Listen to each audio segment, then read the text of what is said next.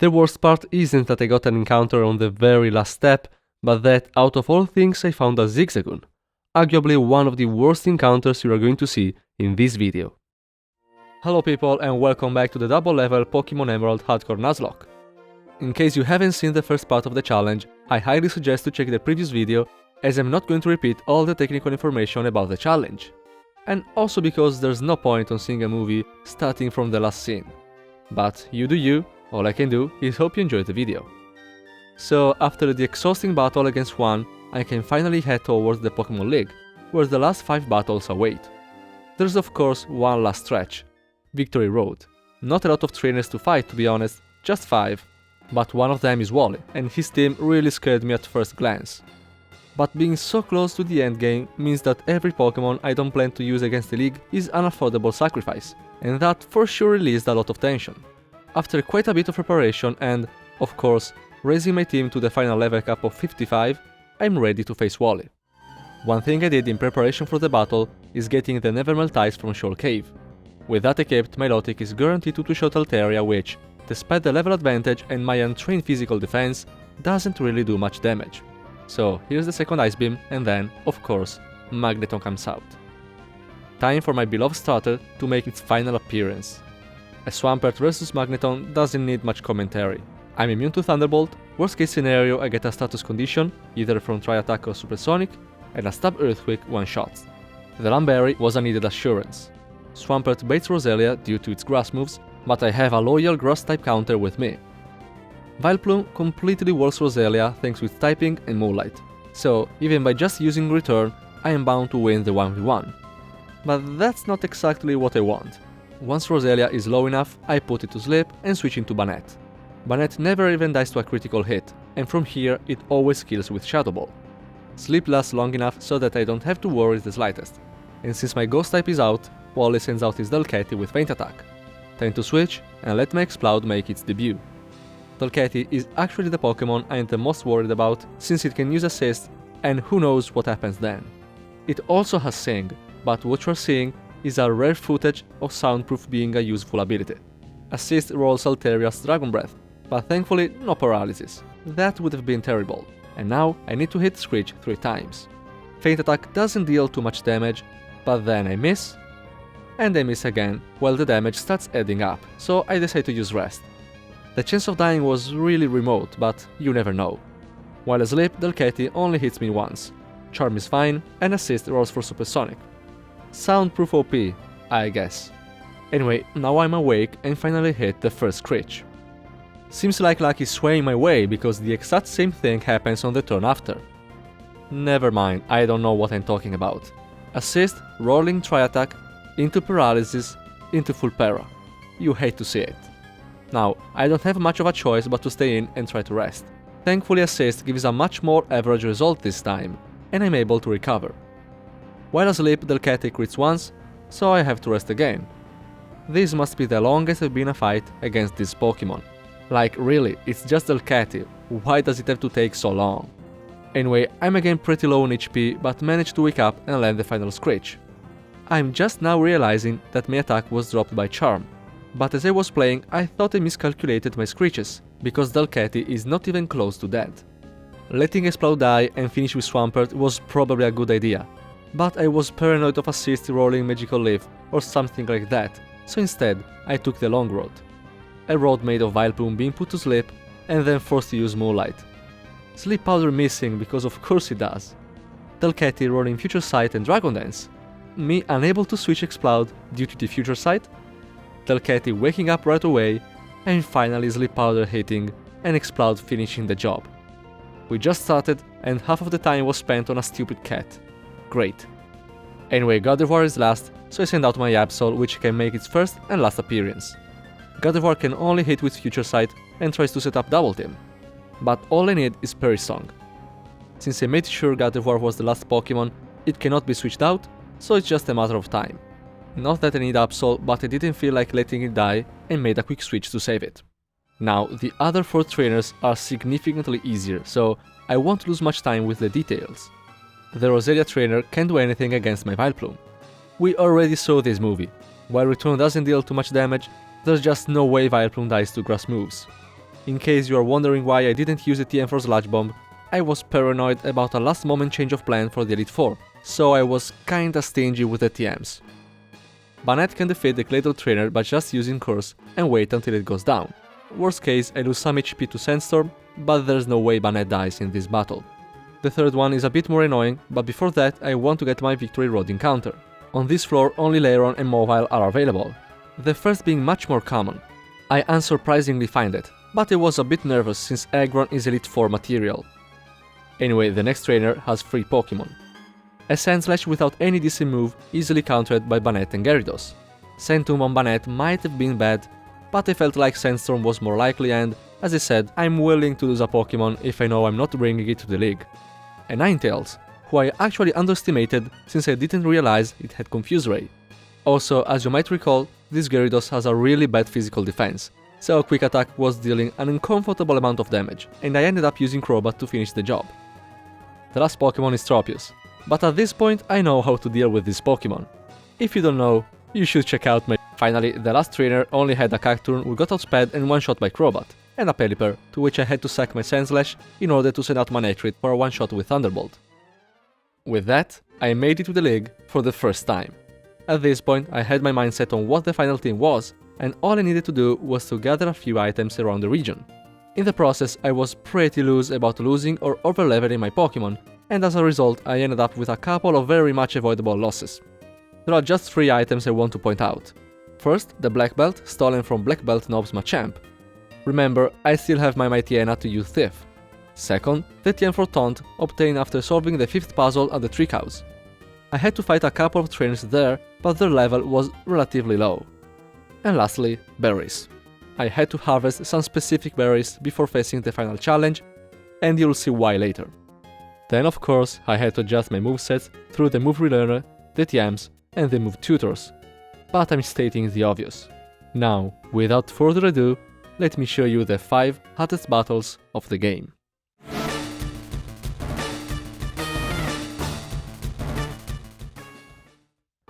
First is Sydney. He leads with Mightyena, which is now level 92, the lowest we are going to see in here. I send out Ninjask, which is always and only there to Double Edge, so I know for sure what Sydney is going to do. First, I'm going to use Protect to get a free +1 on my speed, thanks to Speed Boost. I need to stall another turn, and since using Protect multiple times is not exactly a reliable strategy, I go for Substitute. It breaks right away, but at this point I already achieved my goal. I can now use Baton Pass and send out Aggron. Sadly, with this amount of HP, there are crunch rolls that kill Ninjask, but I could not find a way to guarantee a double edge on Aggron. As Aggron comes out, something I didn't account for happens. The White Herb activates and removes the Intimidate debuff carried on by the Baton Pass.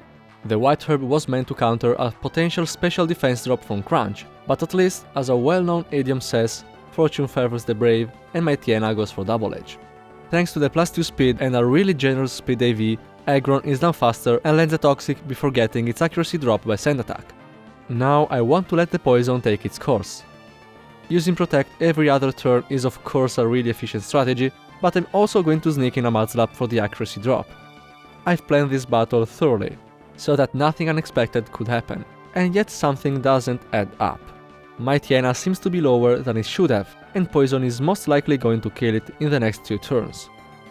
Going into detail would be really tedious, but the point is that I'm just facing the very first Pokémon and I'm already a bit off track, and that makes me nervous. Anyway, I'm going to switch in Linoone on the last turn. Unless it selects Double Edge and crits me, Linoone won't die in one hit. And yes, the encounter I was so disappointed about at the beginning of the previous video has made it to the final team. We'll have time to talk about this Linoone later. For Sydney, its only purpose is to bait Shiftry. Shiftry is the default second Pokémon for Sydney, but everything else in my team would have baited a different Pokémon. Ironically, Sydney's team only has 2 Dark-type moves, but has a pretty White-type coverage. Shiftry only has extra sensory to deal damage and Linoone is out of kill range, so Sydney is most definitely going to use Double Team. Maybe Swagger, but no, the former is more likely and that's what Shiftry ends up using as he switch back to Ninjask. I was only there to crit anyway. At level 56 Ninjask is just barely faster than Shiftry, so I can set up a substitute while it keeps boosting its evasiveness. The lowest extra sensory roll is exactly 92, so I'm now certain of what Shift 3 is going to do. First of all, I use Protect to get another speed boost, and then I use Baton Pass to send out Milotic as extrasensory number 2 is used, and I'm not stating that number randomly. My goal is to stall all 30 extrasensory PP. Since Milotic is faster due to the speed boost, I can anticipate Shift 3's move and use Safeguard before it uses Swagger. Thanks for the free attack boost, even though I don't really need it. Anyway, if I make sure to always have Safeguard active, the chance of dying during the PP stall is astronomically remote. The only way Shift 3 has to deal more damage than a heal with Recover is to get a max roll critical hit, and it would need to land few of those in a row to concern me. So let's skip ahead to the last extrasensory. It is now completely safe to send out Ninjask. Safeguard is not going to last forever, so I set up a substitute right away to make sure I can't get confused later. Easy to predict what's going to happen now. Torment is a bit annoying and really slows down the process, but Ninjask will eventually have a +6 attack and speed, and those boosts will be passed to Breloom. They might be more than 40 levels above me, but Breloom's damage is more than enough to sweep the rest of the team. Most of you, just like me, don't know every Baton Pass interaction, as it's not a move usually used in a casual playthrough. Apparently, Torment's effect is carried on by Baton Pass, so I'll have to deal with that for the rest of the battle. Not a big deal, I can alternate Brick Break with Protect, but I have to say that made the Brick Break sweep a teensy bit less satisfying. Anyway, Sydney is down, 4 more battles to go. Between battles, I'm not just going to heal. There are berries and items I need to use and give to prepare my team for the next battle. The most noticeable change here is that I'm replacing Aggron's Mudslap and Rest with Sandstorm and Taunt. I'm also going to use a PP Max on Taunt. In case you were wondering, how does Aggron have Rest? Didn't he previously use the TM on Ludicolo?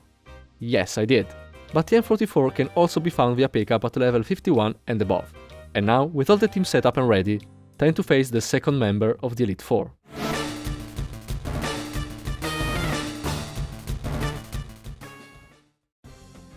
Phoebe starts the battle with a level 96 Dusclops, and I, once again, lead with Ninjask. This Dusclops is guaranteed to use Protect on the first turn, unless it sees a kill, and since that isn't the case, I'm free to set up a substitute right away and get one speed boost. Now I'm in kill range, so I use Protect to stall one Shadow Punch. Much like I did with Sydney, I'm going to use Baton Pass to send out my +2 speed Aggron. Thanks to its huge physical defense, Shadow Punch doesn't even break my substitute, and now I'm going to carefully try to PP stall all Shadow Punch PP. As far as my strategy is concerned, this is one of the most worrying parts. I go for Taunt, and that prevents Dusclops from using Curse, which is one of the biggest reasons why I have to run a Taunt Aggron here. It is now guaranteed to use Shadow Punch, but I'm not going to use Protect. Instead, I set up a Sandstorm to whittle down Dusclops' HP while it breaks my substitute. Ideally, I want Dusclops to use any other of its moves when I use Taunt, and Shadow Punch when I Protect. Counting that I have a Citrus Berry equipped, I should be able to tank 8 Shadow Punches. Not counting critical hits. Not a good start. Don't panic, just stick to the plan. But it seems like this Dusclops has made up its mind and just wants to spam Shadow Punch. So, while I cannot afford to risk Curse or Confuse Ray, I keep getting the worst possible results and my HP is going down way too fast. It doesn't help the fact that I also need to keep the Sandstorm, which pretty much means extra hits to sink, and that Dusclops is getting slightly above average rolls, not even counting the critical hit at the beginning. So when I got down to 54 HP, I had to decide if I wanted to risk a crit or try something else. I thought, less than half of the crit rolls kill me, and if I can finally get a low roll, I will be able to survive another non-critical hit. Yeah, I was a bit desperate, but Dusclops spared me an awkward decision on the turn after, as it max rolls a Shadow Punch. Now staying in would pretty much mean to let Aggron die, since there are only 2 rolls that don't kill, but that also means I can switch out on a pretty guaranteed Shadow Punch. Linoon is a safe switch on the short term, but there are still 6 Shadow Punch left. Not much I can do besides switching for Ninjask and hope it doesn't kill itself with Curse in the meantime. That's why I was using Sandstorm with Aggron. If I understand the AI correctly, Curse won't be selected if it would kill the user while there are other options available. Might be wrong on this one, but that's what I had in mind. Anyway, Dusclops has slightly above 50% HP, so it doesn't really matter now. Since Dusclops didn't use Curse on the Ninja's switch, I think I see a way out. I could technically stall all the Shadow Punches left by alternating Protect and Substitute, but that will leave me with a single HP and no Substitute up, so after a couple of turns I switch Linoone back in. 2 Shadow Punches left, and if it uses Curse on the switch, I have enough HP on ninjas to take the Curse damage and set up another Substitute. Then, if I'm correct, it will be too low to select Curse again. But all of this looks like overthinking if Dusclops just uses Protect every time. Oh well, I'm not complaining. Now ninjas can do the thing and set up +6 attack and +6 speed. The designated sweeper is Dusclops, which can finally make its first appearance. I was lucky enough to find an Adamant Duskull, so from here I should be guaranteed to get a clean victory.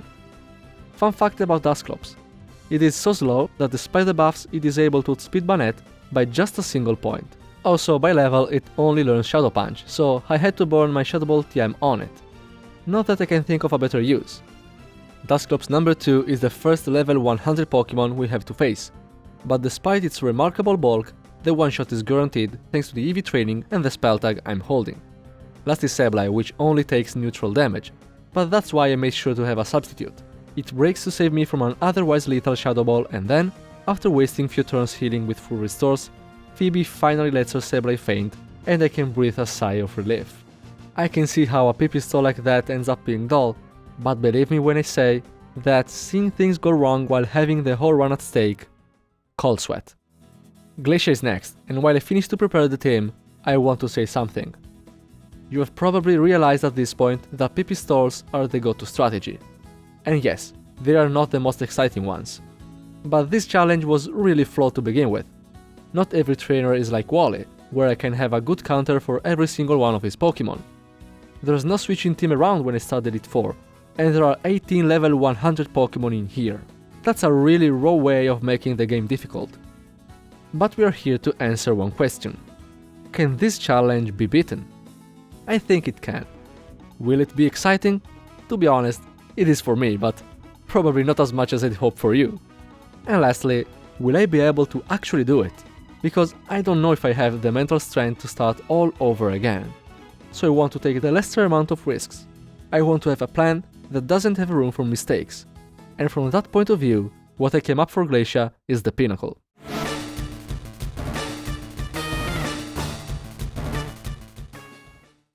I've stated before that Glacia is the most predictable and easily manipulated trainer among the Elite 4, and she's no exception in this run. The way her Pokemon always use Hail again as soon as it stops makes everything really consistent. I'm gonna lead with Milotic, and just waste the first turn using Safeguard while Celio unsurprisingly sets up Hail. Now it's going to attack, and I'm sure it won't use a weak and resisted Ice Ball against my special wall, so I switch into Dusclops on the Body Slam. Ice Ball is the only thing that can hit Dusclops, so I make sure to stall it with Protect. Now, since I'm slower, Celio is going to try and lock me into Protect with Anchor, so I can free switch Aggron.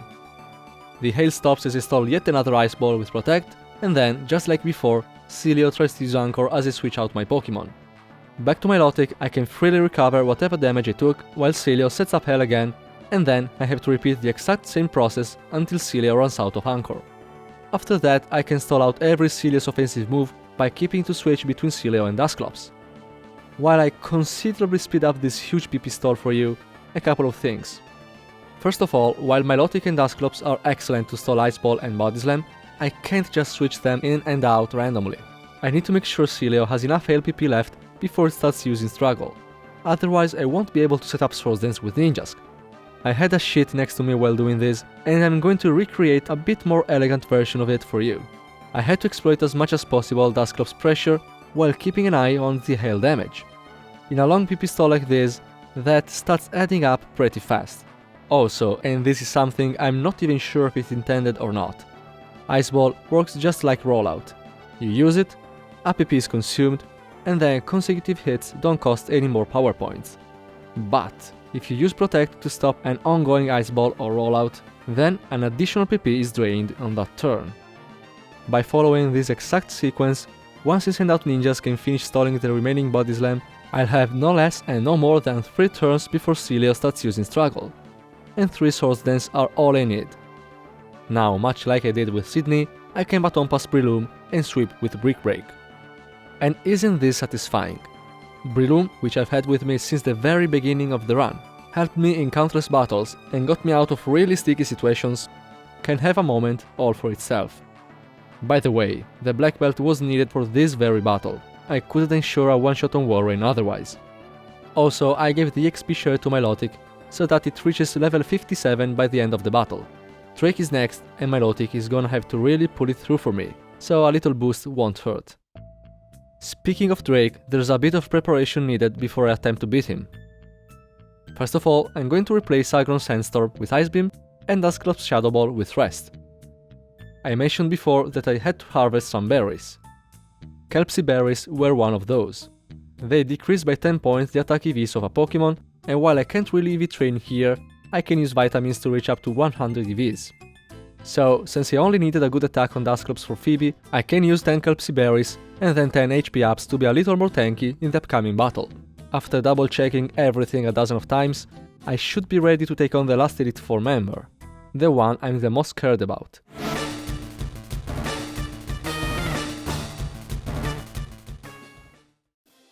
Drake leads the battle with Shelgon. It's apparently his weakest Pokémon, but the truth is, I can't handle its Double Edge and Dragon Claw for long. First of all, I send out ninjas to stall Shelgon as much as possible. All I need is to get a +2 speed before using Baton Pass on Aggron, but I did it for some extra turns. After I use Substitute once, Ninjask is in key range of everything, which means I have no way to prevent Shelgon from selecting Dragon Claw on the switch, so might as well try and fish for a Rock Tomb miss. It's a long shot though. Rock Tomb is a 1 in 3 chance and only has a 1 in 5 chance to miss, so this is barely more likely than a critical hit. Well, I'll take it. This was not essential by any means, but it's for sure a good sign. Anyway, I now Baton Pass Aggron, and the good luck keeps coming because I switch on a Rock Tomb. The crit ruined it a bit, but it's still better than Dragon Claw, and not even the highest crit roll could have broken the substitute. Aggron outspeeds and manages to land a Toxic on Shelgon, while it keeps using Rock Tomb in an attempt to obtain the speed advantage. Now I need to send out Milotic, and I know I have to dodge a crit, so let's not delay the inevitable. There's also a chance Shelgon uses Protect.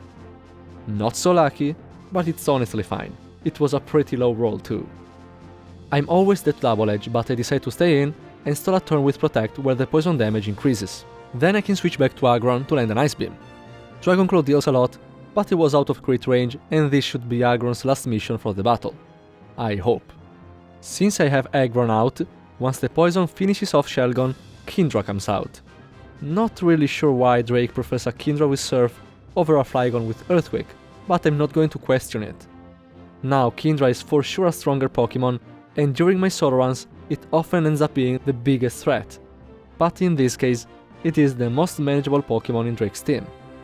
The reason is that Kingdra only has Surf and Body Slam to deal damage, so think of it like a really boosted Glacia Celio. But, as opposed to Glacia Celio, I don't have a safe way to PP stall it, and here is where things can go downhill really fast. First of all, I use Protect with Aggron to stall Surf number 1. Then I have to switch Milotic, which is able to decently tank the hit, and thanks to the Citrus Berry, is still out of Surf crit range.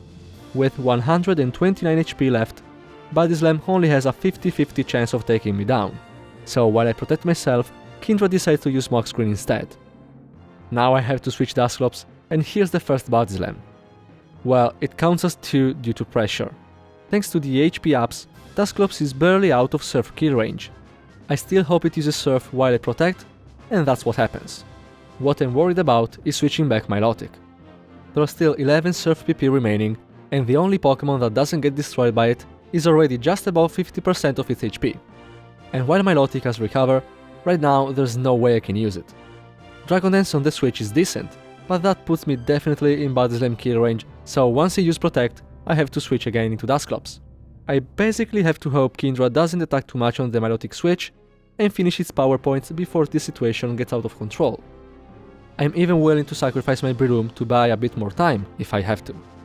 But seems like this Kingdra really wants to cooperate, and out of 5 Milotic switches, it uses Surf 0 times. Well, I think we got it. Kingdra is out of Body Slam, I'm out of Surf crit range. all I have to do is to spam recover until it runs out of PP. I'm surprised how rarely this Kindra uses Surf. While I was spamming recover, it didn't start to use it until I was at -6 accuracy and smokescreen wasn't an option anymore. We are almost there, but not yet. Time to send out Linoon.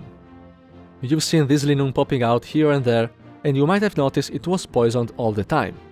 The reason is that I had to get into this battle at 101 HP exactly. First of all, I'm going to use Attract because Kindra will be completely out of PP soon, and I don't want it to use Struggle. Kindra's remaining PP are like a countdown, so I'm basically slowing it down. Since it has already +6 attack and speed, it won't use Dragon Dance at least until smokescreen can still affect my accuracy, so I'm going to spam Attract while I wait for my accuracy to get dropped at -6 stages. It took a while, but once I achieved my goal, I started using Growl. Of course, I missed few times, but I managed to land it on the third turn and now I can finally switch Ninjask. Due to attack drop, Kindra will rather use Dragon Dance to get back to +6 attack, and while it outspeeds Ninjask and drop its accuracy with smokescreen, a White Herb restores it, and the substitute will prevent any further stat drop. Then I waste a couple of turns with Protect, just so I can get to +3 speed. No need to use Source Dance this time, let's just baton pass Linoon. Now, you might have noticed my Linoon has Belly Drum and Flail. Belly Drum Linoon is known to be an Elite 4 sweeper in this game, but of course that alone is not enough for a Pokémon with 70 base attack against level 100 Pokémon. But delaying the Zigzagoon evolution to level 33 gives Linoon access to Flail, which, if I have let's say 1 HP remaining after maximizing my attack with Belly Drum, has 200 base power, not counting Stab and the Seal Scarf it's holding. And with +3 on my speed, not even Salamence is going to outspeed. So yeah, that's a sweep. I do level up just before Salamence comes out, but 4 HP out of more than 200 are still low enough to have the highest Flail base power. With Drake down, the Elite 4 is officially defeated. And now there's only a single battle left between me and victory. I managed to beat the Elite 4 without losing a single Pokémon, so I'm for sure going into this fight at the best of my possibilities, which is encouraging. Before that, of course, there's some preparation to do. As far as movesets are concerned, I'm just going to put Rest back on Aggron, since I don't need Ice Beam anymore. The plan is to set up another Flail Sweep with Linoon, but I need to be able to get down to 1 HP after Belly Drum. First of all, I'm going to lower its defense by 40 points and then increase its speed with 4 Carbos. Then 2 Pomac Berries to lower its HP EVs. With the maximum HP down by 3 points, the current HP goes down by the same amount. A couple of berries get Linoon back to 101 HP out of 200, just like before the battle against Drake.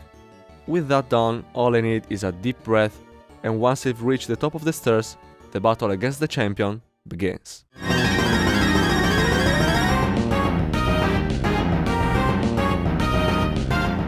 Wailord is first, and it's not surprising it sees a kill with Water Spout on my Dusclops.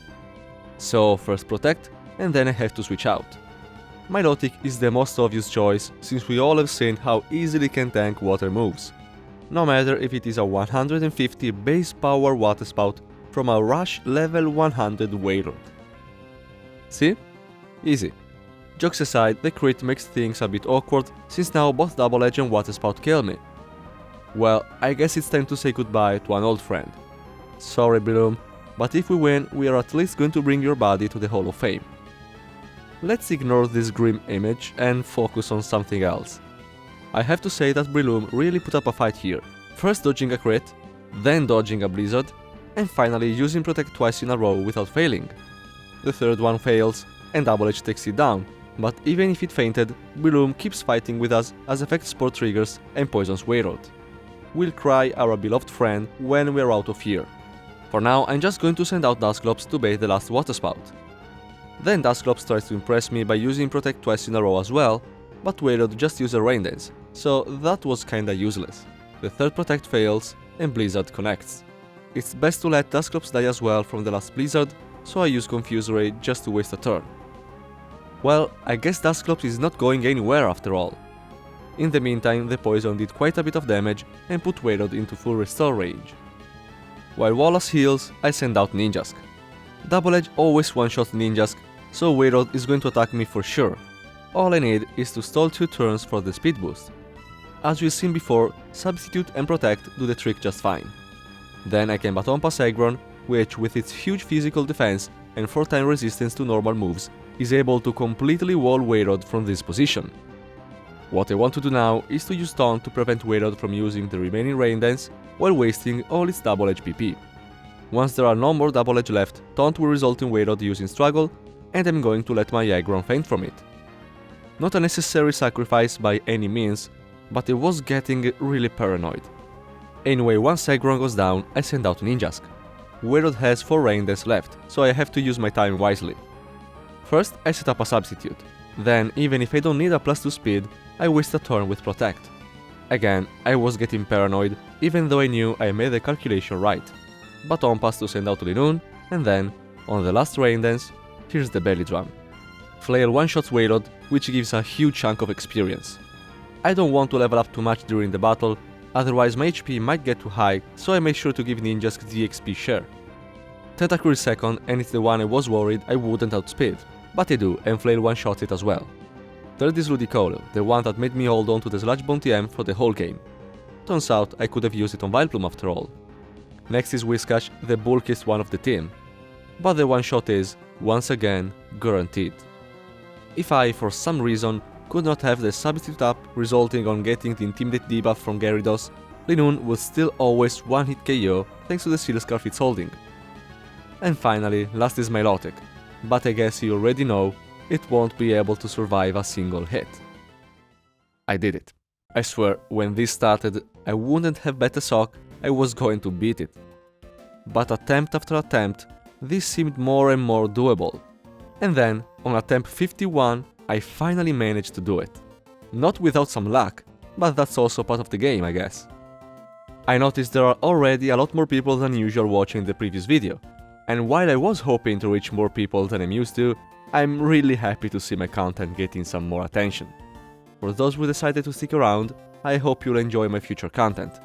In this channel I mainly upload my Pokémon Emerald solo runs, but I enjoy Nuzlockes too, and I have a couple of interesting ones in mind as well. So I guess that's it. Thank you so much for watching, and I hope you enjoyed the video. As for me, back to theory crafting.